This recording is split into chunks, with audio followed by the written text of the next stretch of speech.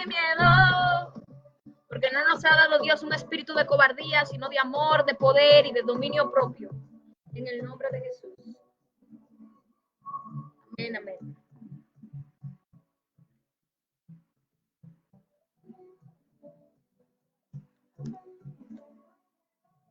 Amén. Saben, algo que quiero compartir con todos ustedes el día de hoy, antes de poder terminar este tiempo que tenemos juntos, es una palabra con la que Dios ha impactado mi vida eh, acerca del sufrimiento. Muchos de nosotros hemos tenido crisis en este tiempo de diferentes formas y de diferentes índoles que nos han llevado a sufrir. No sé si esto, ok, perfecto, porque lo vi como que se me frizó un momento y dije, ¿qué fue lo que pasó? Dije, no sé si se me cortó la transmisión, porque creo que esta es la parte más importante de todo lo que podemos decir. Es el momento en que podemos compartir la forma en la que el Espíritu Santo ha hablado en nuestra vida en este tiempo. Y es algo que yo quiero que ustedes puedan saber conmigo. Saben, tengo que decirte una verdad que dice la Biblia y que a veces me da mucho miedo decir, porque creo que quizás, ¿qué podría yo decir sobre situaciones de sufrimiento eh, cuando ustedes mismos en muchas ocasiones quizás han sufrido o han tenido momentos más difíciles que yo? ¿Sabes? Algo que quiero compartir contigo es una palabra que el Señor ha estado abriendo a mi corazón y es que sufrir es un privilegio. Yo sé que parece una locura decir que sufrir es un privilegio y a veces me da hasta miedo. Siento que podría quizás sentirse como un poquito falta de respeto al sufrimiento de otras personas cuando lo comparo con el mío. Sin embargo, hay una palabra de Pablo en Filipenses que impacta y marca mi vida. Filipenses 1 dice de la siguiente forma en el versículo 29, Dios les ha dado a ustedes el privilegio de confiar en Cristo y también de sufrir por Él. Cuando leo esto, me marca. Porque, wow, no solo nos ha dado el privilegio de confiar en Cristo, de creer en Cristo, sino que también nos ha dado un privilegio eh, aparte, que es el privilegio de poder sufrir por Cristo. Cuando hablamos de sufrimiento, siempre vamos a hablar de algo que nos disgusta, vamos a hablar de algo que no es lo que nosotros querríamos, que no es lo que nosotros hubiéramos elegido, es algo a lo que queremos correr o algo de lo que queremos escapar. Y te puedo decir que yo, por ejemplo, en la vida, igual que tú, hemos enfrentado situaciones difíciles y muchos de nosotros hemos estado enfrentando situaciones muy duras debido a esta última pandemia, situaciones económicas de crisis que nos han puesto quizás en que nos han puesto en situaciones incómodas, quizás hemos tenido que enfrentar situaciones eh, que se de salud, hemos tenido que enfrentar situaciones mentales, porque muchos de nosotros hemos pasado muy mal con nuestras emociones en casa. Quizás las ansias, el temor, la tristeza, la depresión se abrieron un escenario para poder decir presente en nuestras vidas en este tiempo tan difícil. Y muchos hemos enfrentado el sufrimiento cara a cara en estos meses tan difíciles que la sociedad ha estado viviendo. Pero yo te puedo decir a ti que uno tiene cómo sufrir bien. La Biblia dice, en el mundo tendréis aflicciones. El Señor lo dejó muy claro. El hecho de ser partícipes, coherederos con Cristo Jesús, el hecho de ser hijos de Dios no quita el hecho de que en el mundo tendremos aflicciones, de que constantemente nos enfrentaremos a situaciones que nos harán sufrir. El sufrimiento no fue el propósito original de Dios en nuestra vida. El sufrimiento no fue el diseño que Dios tenía para nosotros, pero cuando el pecado entró al mundo, trajo la realidad del sufrimiento, una realidad con la que hoy nosotros tenemos que luchar. Y cuando yo veo cómo muchas personas sufrimos, yo pienso que la promesa que sí tenemos en Cristo Jesús es que podemos aprender a sufrir bien. Sabes, uh, cuando yo pienso en el sufrimiento, me encanta leer esto, porque cuando yo leo a Pablo me doy cuenta que si hay una realidad sobre Pablo es que yo no puedo hablarte a ti de sufrimiento, porque wow, cuando yo voy a hablar de sufrir, y quizás tú has sufrido situaciones un poquito más terribles que yo, siento que yo pierdo la legalidad, pero Pablo sí puede hablar de sufrimiento, porque Pablo era un hombre experimentado con relación al sufrimiento.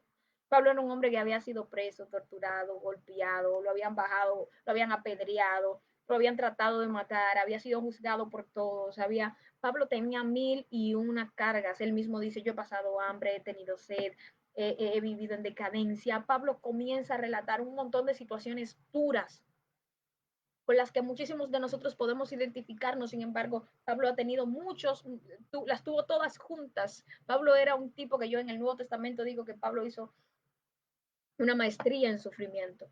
Y este hombre tan experimentado en sufrimiento, que había perdido parte de su bienestar, que había estado en crisis económica, que había intentado ser muerto, que había estado al punto de morir muchísimas veces, que el gobierno lo había perseguido y que había pasado por tantas situaciones. Es un hombre que puede hablar de sufrimiento. Y lo que él dice del sufrimiento me encanta, cuando él habla del sufrimiento como un privilegio que podemos tener en Cristo Jesús.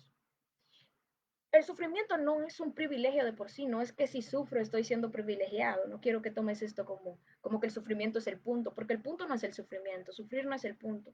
Ahora, sufrir para que Cristo Jesús sea glorificado, ese sí es un privilegio. Y muchos de nosotros estamos viviendo situaciones duras, que esas situaciones duras tienen como propósito exaltar el nombre de Cristo en medio de nuestros procesos. Y eso sí lo vuelve un privilegio. No te estoy pidiendo que ames el sufrimiento, no te estoy pidiendo que abraces el sufrimiento, te estoy pidiendo que abraces la cruz, aunque la cruz signifique sufrimiento. Y algo muy claro con esto es yo, por ejemplo, cuando pienso en mis manchas, algunos saben que yo sufro de vitiligo, y cuando yo pienso en mis manchas, yo normalmente hablo de ellas con mucha libertad. Muchas personas me dicen, amas tus manchas, y yo digo, yo no amo mis manchas, amo al Dios que ha permitido que yo tenga manchas en mi piel, por lo tanto, amo su voluntad. Porque algo que nosotros tenemos que entender es que la voluntad de Dios es buena, agradable y perfecta, pero cuando leemos ese versículo normalmente creemos que este es un versículo que habla de bueno, agradable y perfecto para mí. Es como si lo bueno y agradable y perfecto fuera algo que fuera en sensaciones para mí, debe de lucir bueno, agradable y perfecto para mí, debe de sentirse bien, debo de estar cómoda. Y ese es el enfoque equivocado de este versículo. La voluntad de Dios es buena, agradable y perfecta para Él. La voluntad de Dios es buena, agradable y perfecta porque Él es quien decide lo que pasa. Y para mí es perfecta porque yo sé que Él cuida de mí en su conocimiento pleno de todas las situaciones. Entonces, cuando yo digo no vivo yo, sino que vive Cristo en mí, debo de entender que ese agradable y perfecta no es por lo que yo creo, sino por lo que Cristo ha establecido, que debe de ser mi constante deseo. Mi constante deseo, el deseo de un hijo, debe de ser el deseo del Padre. Cuando nosotros leemos que la voluntad de Dios es buena, agradable y perfecta y vemos que lo que se establece en mi vida es su voluntad, entonces yo puedo comenzar a sufrir aún en los procesos difíciles, bien, entendiendo que hay un proceso de parte de Dios que culminará moldeando mi ser, porque muchas veces, aunque el propósito original de Dios no era el sufrimiento, muchas veces Dios utiliza el sufrimiento para moldear nuestro ser, para parecernos más a Él. Y yo creo que muchos de nosotros deberíamos de tomar un selah, un momento para detenernos y meditar de qué cosas Dios me está hablando a través del dolor, de qué cosas Dios me está hablando a través del sufrimiento. Que estoy pasando esta situación dura, no la quiero pasar, pero ya que la estoy pasando, ¿qué cosas Dios quiere tallar en mi vida, transformar en mi vida a través del fuego que estoy viviendo en este momento? Y eso es sumamente delicado porque muchos de nosotros no nos preguntamos en medio del sufrimiento qué es lo que Cristo está buscando a través de él.